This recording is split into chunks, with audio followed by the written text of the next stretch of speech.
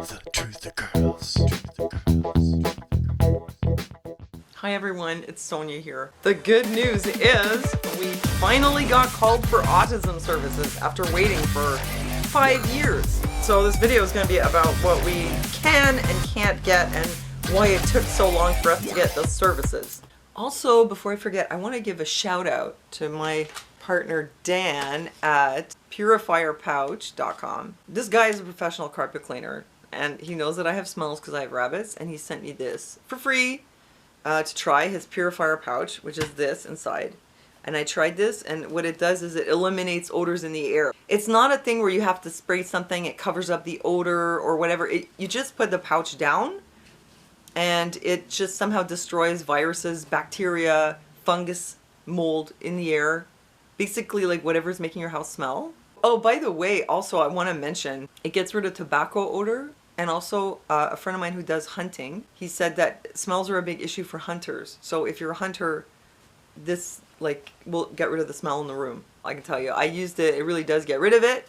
And so I want to leave you a link below. Go check it out for the information, But if you decide to order through this link, you get 15% off plus no shipping and handling, even if you're in Canada.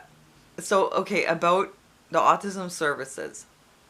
In August, actually, I finally got a call from a social worker from the local clinic. I had been trying to get in touch with them for forever, because since a whole year before, we hadn't heard from our social worker. Now, social worker, who would have thought I wanted one, but turns out I do, So anyway, our social worker disappeared. And of course, our son was diagnosed at 7, and he's now 12, and he had never gotten called from the waiting list for autism services. So I was just kind of thinking well, I guess he's too old and it's never going to happen. So I'd been trying to get in touch with the social worker or get another one, and I wasn't getting any response. So I actually started to think maybe they don't want to deal with us, because I did try a few times. I didn't want to be a pest, so eventually I just backed off. But I was thinking maybe it's because we're homeschooling, or maybe it's because he's 12. I don't know. Well, finally, a new social worker gets in touch with us, and she's like, yeah, your old social worker went on permanent or a long-term medical leave, and the file was transferred to this new person.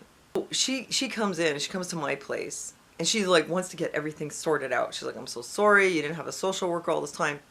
And the other thing is, she said, I'm so sorry, your son never got any autism services. And she tells me that what happened was that the person who was in charge of the autism file for my son accidentally closed it.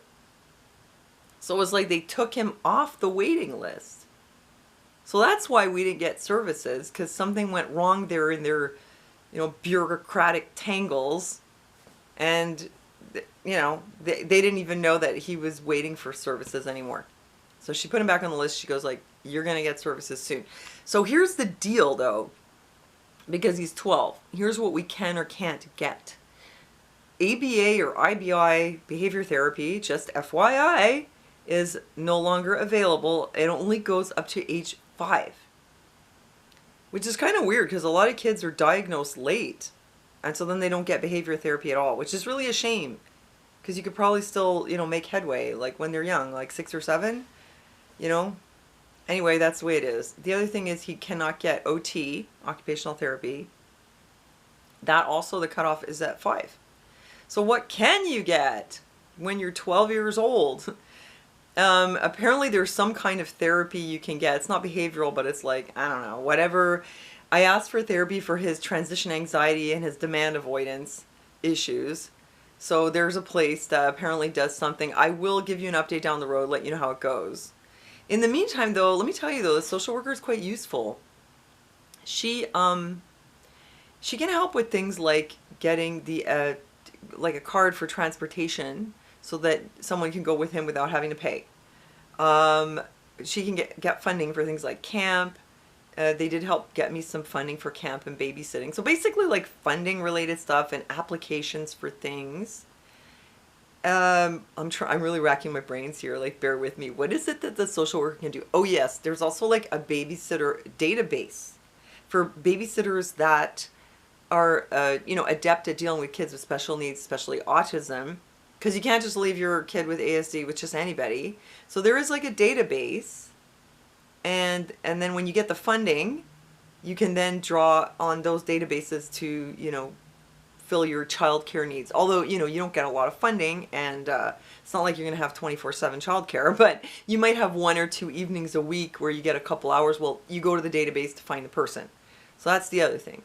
Oh yes, here's another thing. Now, I already did this on my own, not because of our social worker, but she also brought it up, and would have, like, if it wasn't for the fact that I'd already done it, she would have given me the info so that we could get hooked up with this, which is the Beyond Me program from McGill, where you put your child on this list, you apply, and about 6 months later we got, you know, an email saying that he'd been matched with a mentor.